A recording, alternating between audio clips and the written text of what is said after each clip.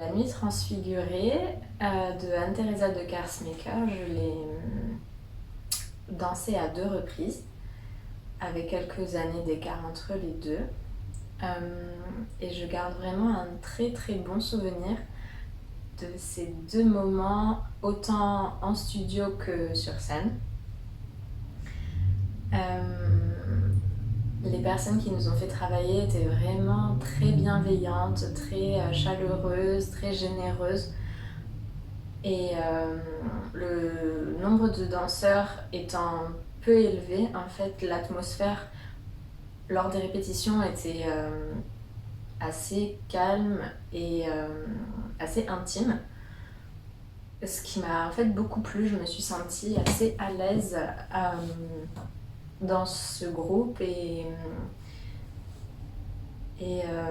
oui, c'est un très bon souvenir. Ensuite, en scène aussi, j'ai ressenti une forme de liberté dans son mouvement, dans la pièce, le sujet, la musique. Il y avait quelque chose de poétique et d'assez sentimental qui me plaisait beaucoup. Je me sentais bien.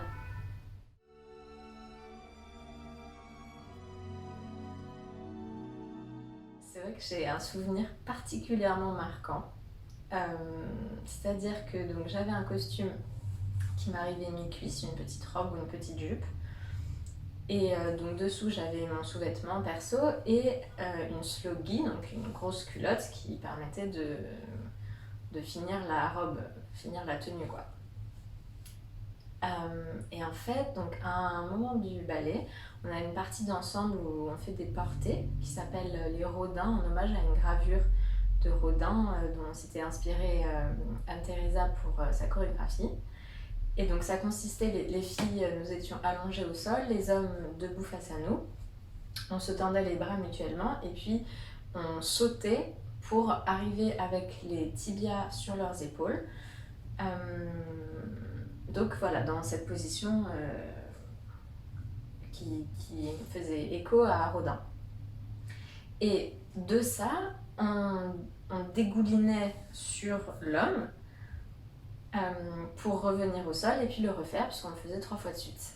Il se trouve que il y avait des boutons sur les tenues des hommes, sur leurs costumes, en scène.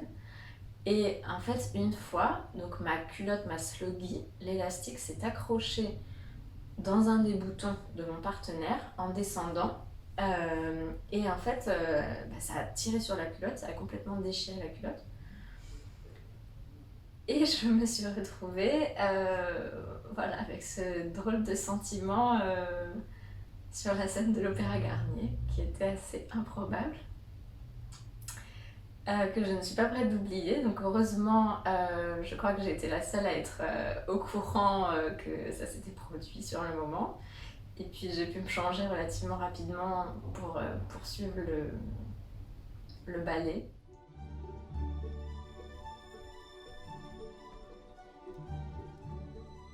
Le style d'Anne-Theresa a été une grande découverte pour moi. C'était ma première expérience contemporaine au sein de la compagnie de l'opéra.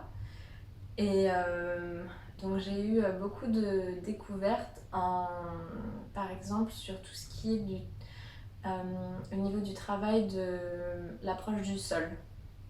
Donc comment je tombe, comment je me relève, comment je tombe sans me faire trop de bleu, comment je roule au sol de façon fluide et organique. Ça a été très intéressant. Et aussi tout ce qui est de l'ordre du travail des poids du corps avec mon partenaire.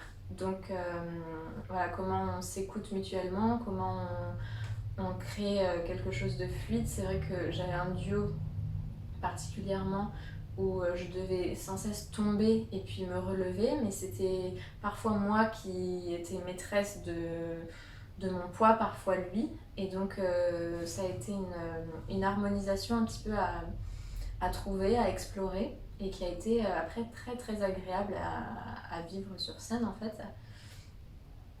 Je dirais que c'est les deux deux aspects principaux de la technique que j'ai découverte. Après, c'est vrai qu'on dansait aussi les cheveux lâchés dans cette pièce, enfin moi en tous les cas. Et c'était une sensation que j'avais jamais éprouvée sur scène. Et en fait, ça m'a beaucoup plu. Un sentiment de liberté, un sentiment de fraîcheur, un peu de laisser aller qui était agréable.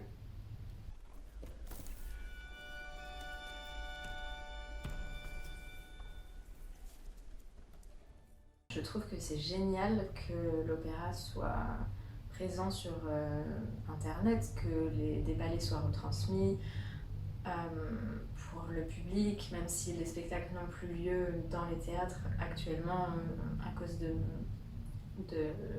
contexte.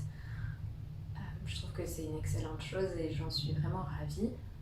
Je trouve que ça ne remplace évidemment pas le spectacle live, qui est quelque chose de vraiment particulier, d'assez précieux dans l'échange éphémère qu'il y a entre le public et les artistes.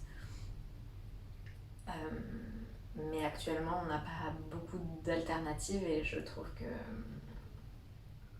que retransmettre les choses qui ont déjà été filmées, bien filmées, c'est une idée à propos.